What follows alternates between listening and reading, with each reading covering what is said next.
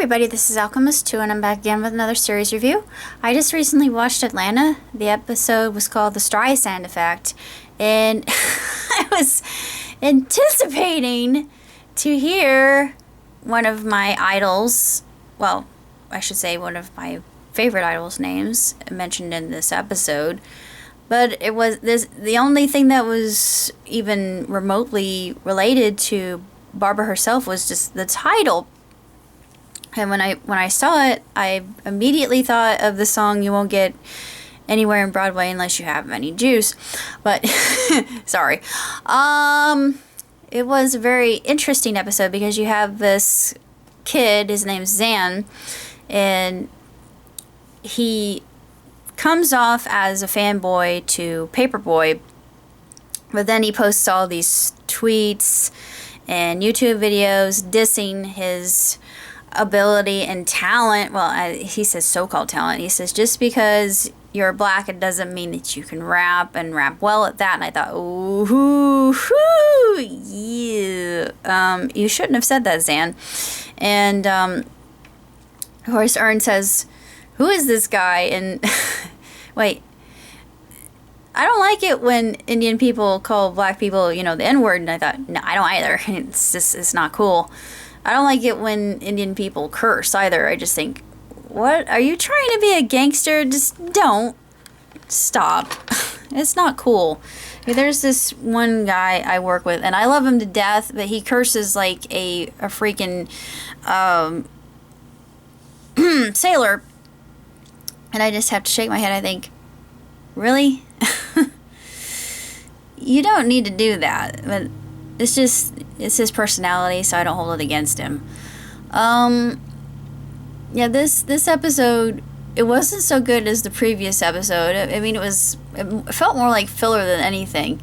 And the only thing that was even remotely funny is that part with the little kid and cursing out Paperboy in the car, and he's like bleeping out every other word. It's like, I know where you live. I thought, dear Lord God, that kid better not have a Bowie knife in his pocket or a switchblade. His Paperboy would be dead. And yeah, should Zan really be teaching that kid that kind of language? Does he kiss his mom with that mouth? Good Lord. It's just, yeah, it was absolutely horrendous. But I thought, yeah, this is an episode of South Park right here.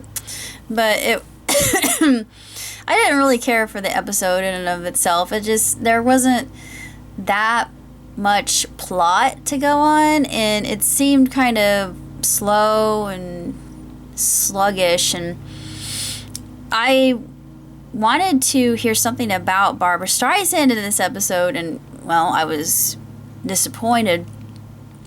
There was a lot of context to racism, and yeah, it was pretty funny, actually. It was all very timely because that's all we ever hear about in the media anymore. Ugh.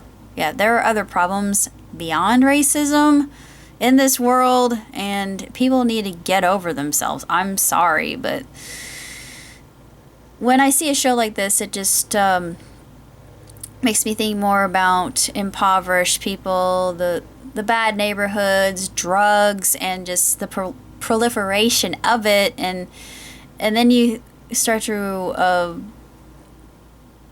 be aware of the fact that some people on welfare like to game the system, and they do it because the government enables them to do so. And you think, no, you should work to make a living in order to make ends meet. And there are those of us well-to-do or trying to become well-to-do taxpayers who pay into that system to help lazy folks like you out. Not that all of them are lazy. I shouldn't make blanket statements like that, but for the most part, some of those people really are, and they take advantage of everything that they possibly can and milk the cow until the cow's bone dry.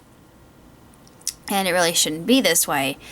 Someday I'm hoping that I can make an establishment, and I'm going to call it Kingfisher. Well, I'm thinking of calling it Project Kingfisher. And Project Kingfisher, and the reason I call it Kingfisher is because kingfishers in and of themselves, if you know anything about birds, or are an ornithologist or a budding ornithologist like myself, the kingfisher is a solitary bird. After he has mated, he lives his life alone, and he fishes on his own, and he's self-sufficient. And just his resilience and drive and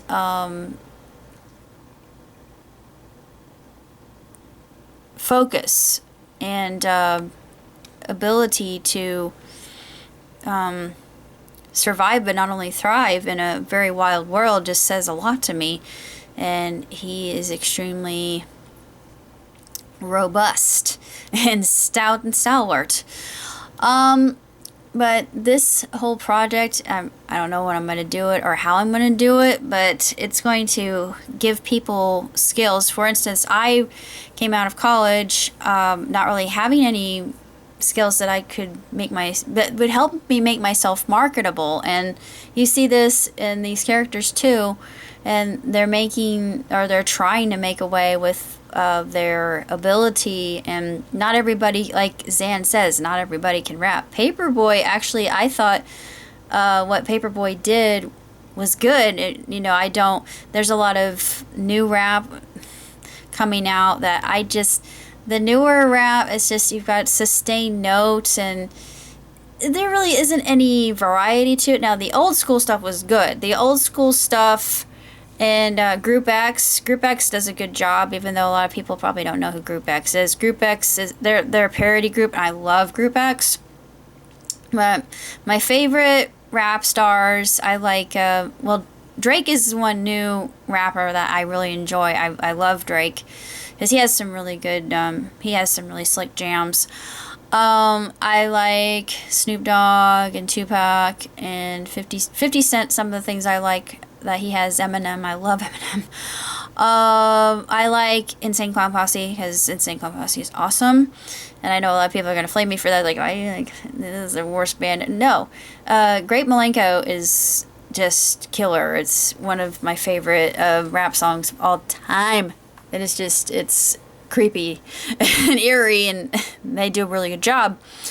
And not only that, but they're cool. I mean, they help people, and I admire that, and as well they should, and they do things for charity, and I just think that is completely amazing, and they deserve tons of respect for that and all the kudos in the world. But yeah, this episode gave me a lot of fodder, and it just, to me, it wasn't really that great of an episode. There were some funny things in it, but as far as plot-wise, it just felt kind of hollow, and it felt like a skeleton in that there wasn't much to it. But that's all I have to say about this particular one, and hopefully next episode will be better. Until next time, live long, prosper. Ciao, tutti.